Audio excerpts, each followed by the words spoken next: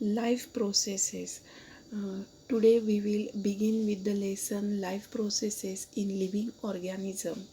So in your earlier classes we have seen the many life processes. So what are the life processes? So the maintenance of the functions which are happening inside the body and outside, which help the organism to maintain the living being is called as a life processes.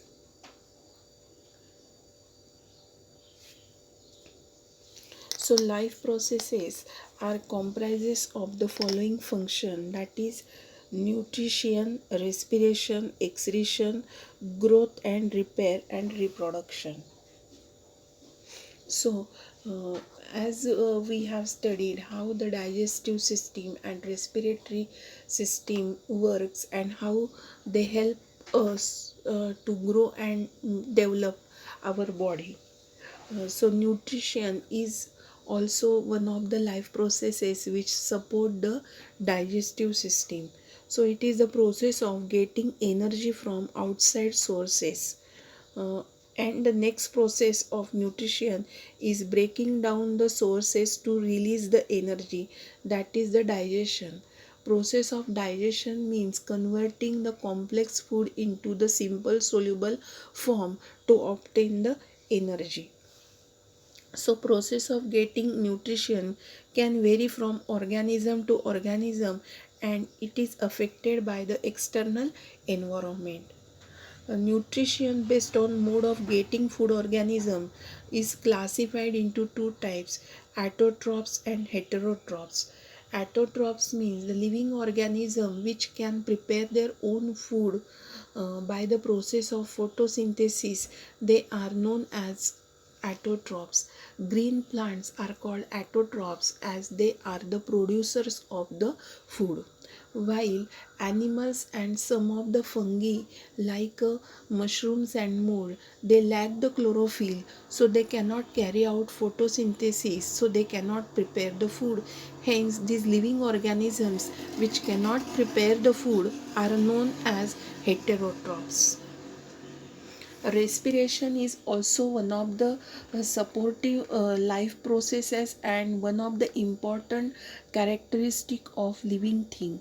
Respiration is a combined process of breathing and energy generation, where in breathing oxygen is taken inside the body and carbon dioxide is given out, and this oxygen is very essential for oxidation of glucose in the body, thus to generate energy.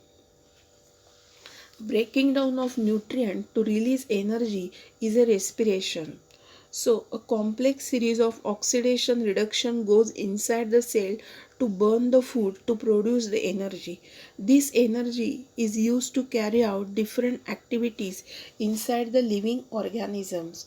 So respiration and digestion, these two processes are interrelated and interdependent processes.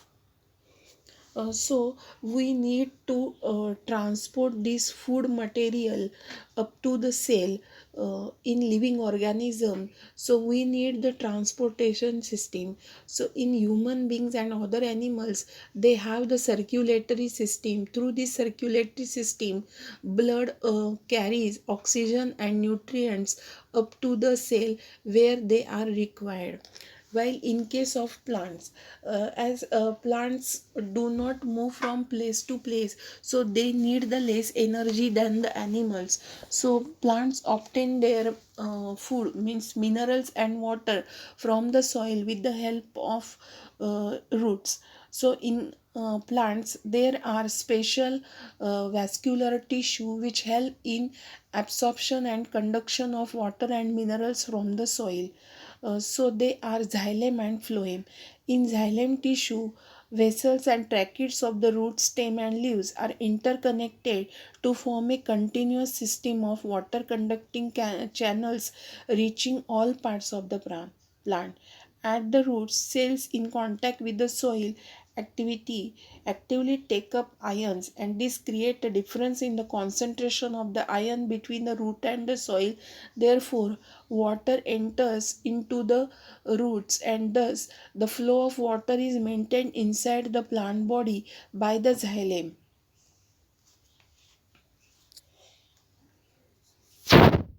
Plant has an adequate supply of water. The water which is lost through the stomata is replaced by the water from the xylem vessel in the leaf. In fact, evaporation of water molecule from the cells of the leaf creates a suction which pulls the water from the xylem cells of the root. Thus, the loss of water is minimized by continuous absorption of water through the xylem into the plants. So, in our next lecture, we will see how the root pressure helps